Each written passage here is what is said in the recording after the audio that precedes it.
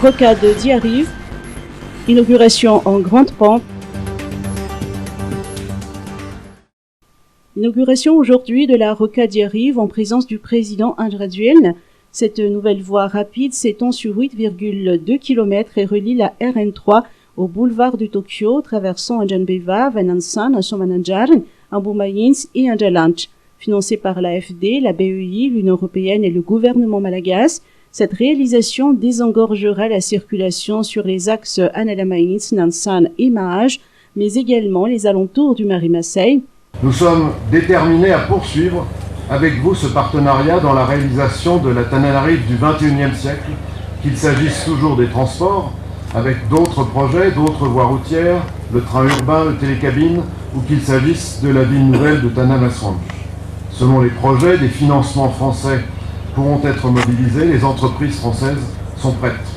Mais je pense aussi aux autres domaines qui ont un impact direct sur la vie des habitants, qu'il s'agisse de l'accès à l'énergie, de l'assainissement, des aménagements urbains avec le projet Lalanquel de l'AFD, sans oublier la mise en valeur et la restauration du patrimoine unique de votre capitale, car la ville de demain n'est pas une ville qui oublie son passé et ses racines.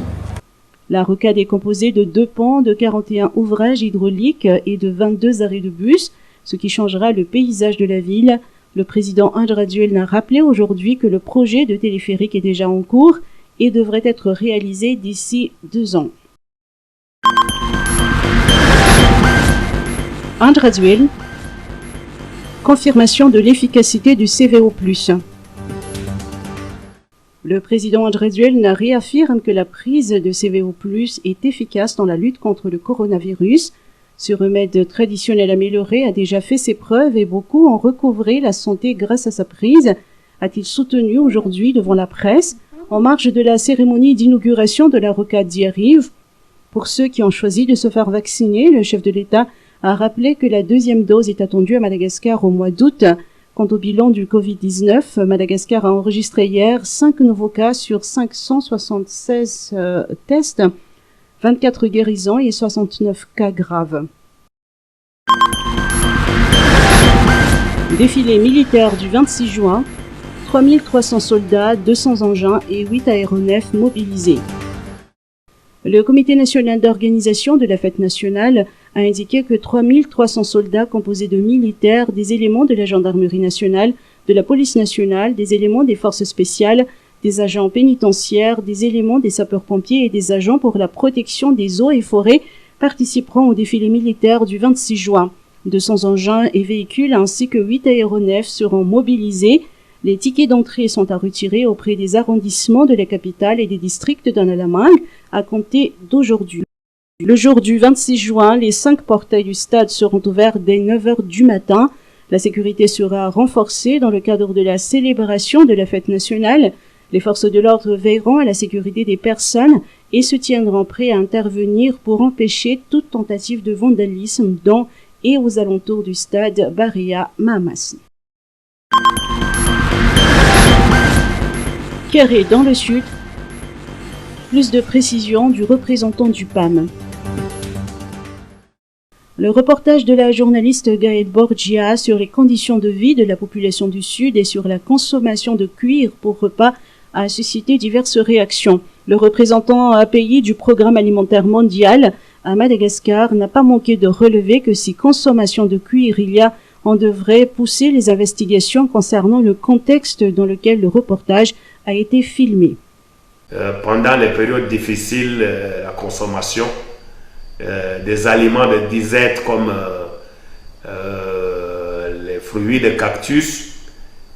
J'ai vu aussi la consommation du jus de tamarin avec le cendre. Ça, c'est des choses que j'ai vues. Mais personnellement, je crois que je n'ai pas encore vu la consommation du cuir. Et il vaut mieux peut-être encore chercher à comprendre davantage dans quel contexte la consommation du cuir dans cette zone qui a été filmée et puisse être investiguée et trouver plus de solutions. Voilà, mais je réitère encore que nous travaillons beaucoup aux côtés du gouvernement pour que les communautés qui sont vraiment, qui vivent les situations difficiles de Kéré puissent quand même sortir de cette crise qui a déjà beaucoup perduré. Voilà, merci et je vous remercie beaucoup.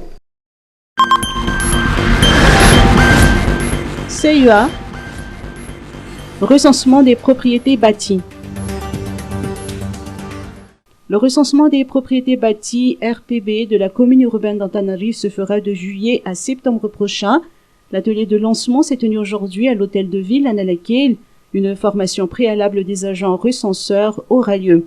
Selon Guy Razafndjela, directeur de cabinet à la mairie d'Antananarivo, le recensement 2021 permettra à la commune urbaine d'Antananarivo de disposer de nouvelles données mises à jour qui contribueront à accroître les ressources propres de la CEA, à renforcer son autonomie financière, à investir dans nos nouvelles infrastructures et à entretenir celles existantes.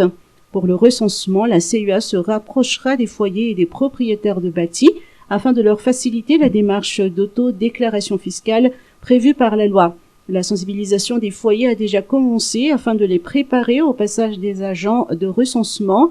En 2020, un recensement pilote a déjà été effectué dans le 5e arrondissement avec l'appui du projet Développement communal intégré de décentralisation Prodécide GIZ et a permis de valider une méthodologie de recensement des propriétés bâties.